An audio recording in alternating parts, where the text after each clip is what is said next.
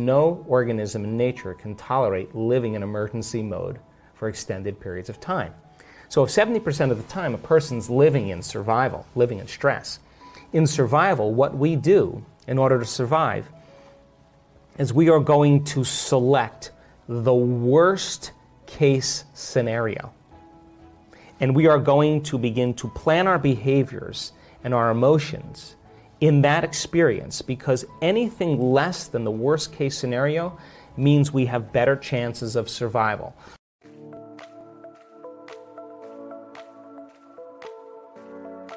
So we plan for the worst, we emotionally embrace it, and anything less means we can survive.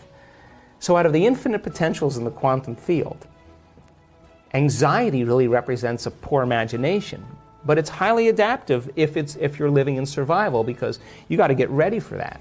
So 70% of the time, people are selecting the worst case event in their life and emotionally embracing it, and they're programming their autonomic nervous system into a very specific destiny.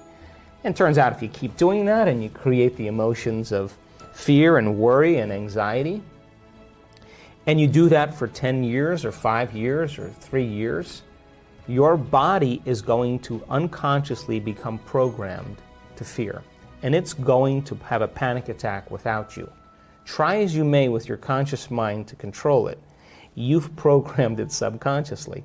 And now the body, as the mind, is running the show. So the hormones of stress create the emotions of anger, of aggression, of hostility, of violence, of frustration, of hatred, of fear, of anxiety, of guilt, of shame, of hopelessness, of powerlessness, depression. Those are all chemicals that are derived from the hormones of stress. And when we live by the hormones of stress, we become very selfish. Why? Because when you're in survival, you got to take care of the self. Your attention is on your body, right?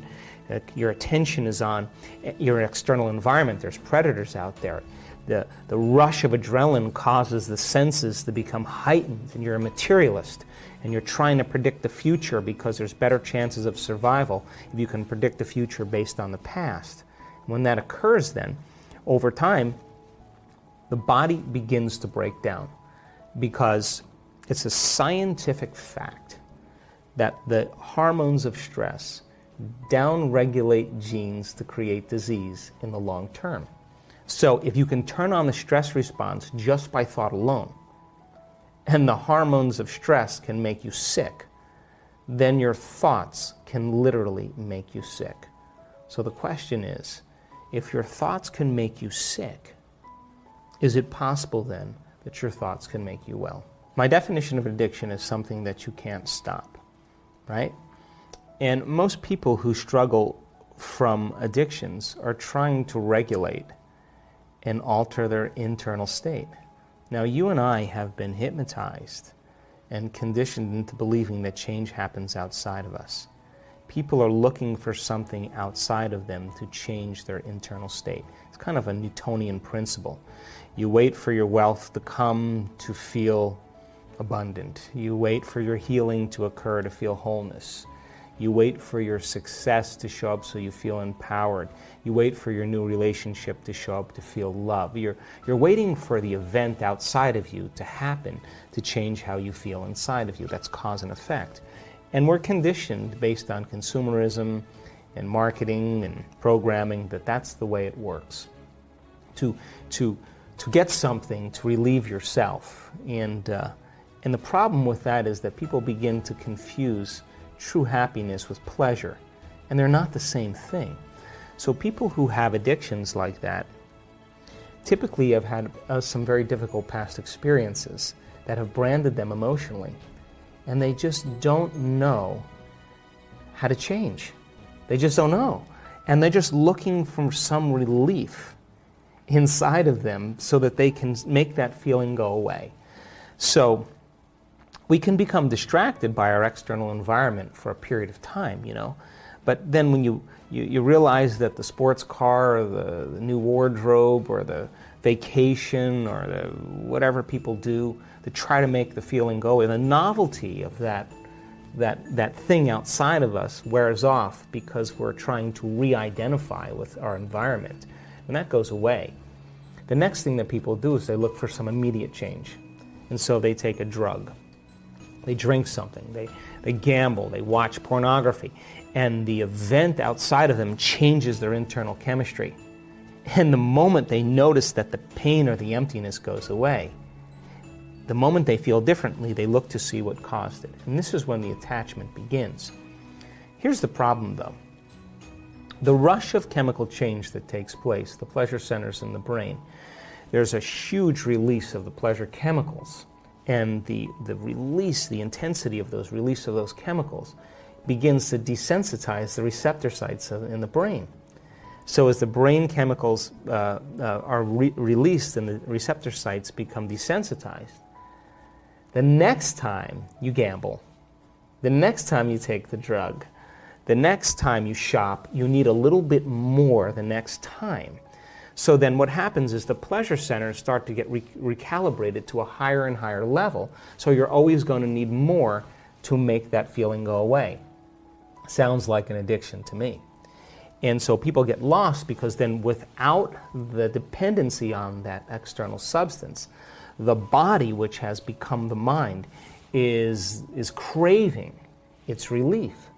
And so an addiction really is when the body is the mind. So you may say with your conscious mind, I want to give up drinking, I want to give up pornography, I want to give up gaming, I want to give up over shopping, I want to give it up consciously. But the body has been conditioned from the past subconsciously. And so now the body's the mind. Now, no one's told people that true change can happen within them. And so then when people start to realize that there's a gap between the external world and how they present themselves to the world and their attention on the outer world and their attention on their inner world and how they really feel. And if they're spending the majority of their time looking outside of them for change and they don't want to look at this feeling, all they want to do is make that feeling go away, they're going to wind up in trouble. So true change is when you start looking within and you become conscious of your unconscious thoughts. In neuroscience, it's called metacognition. You become aware of your habits and your unconscious behaviors. And you look at those emotions that are connected to past experiences and allow yourself to observe them. So then think about this. If 95% of who we are by the time we're 35 years old are those programmed states, the moment you're observing how you think, how you act, and how you feel, it means you're no longer the program. You're now a consciousness observing the program, and you're beginning to objectify your subjective self. You are seeing yourself through the eyes of someone else. Turns out that the size of the frontal lobe, the crowning achievement of the human being, 40% of our entire brain, that's what separates us from all other species. It's the boss, it's the CEO, it's the conscience, it's the creative center. It's what speculates possibilities, it's what learns from its mistakes, it's what has intention.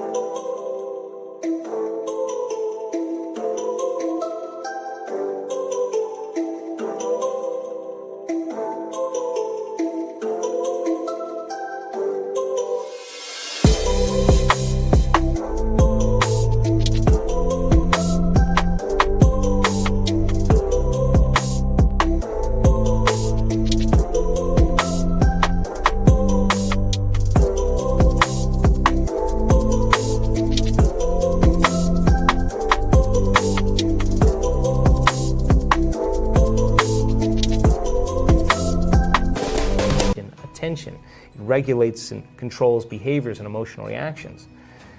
When your forebrain begins to turn on, when that begins to happen, you are now beginning to become the executive in your life. You're starting to gain more control over your life. If you're living primarily as the body-mind, then the hindbrain is looking for some chemical relief.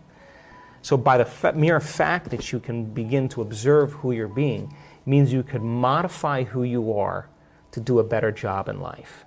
So then, going from the old self to the new self, I call that crossing the river of change. Because the hardest part about change is not making the same choices you did the day before. And the moment you're not going to think the same way, make the same choice that leads to the same behavior, that creates the same experience, that produces the same emotion, you are not going to feel like yourself. It's going to feel uncomfortable.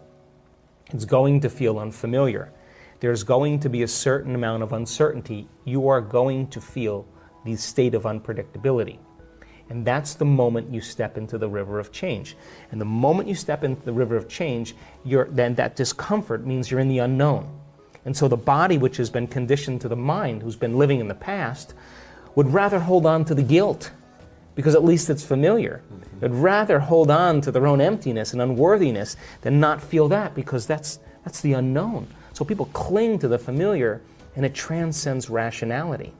So then, the moment you step into that river and the body has become the mind, the body starts sending signals back to the brain because it wants to return back to the familiar self. And this is when we start to hear all the chatter, the sub-vocalizations. You're not good enough. You're too much like your mother. It's your ex-husband's fault. Start tomorrow. This doesn't feel good. What's wrong with me? I want to kill myself. That's the body saying, I don't want to go in the unknown. I don't trust the unknown. I'd rather hold on to this.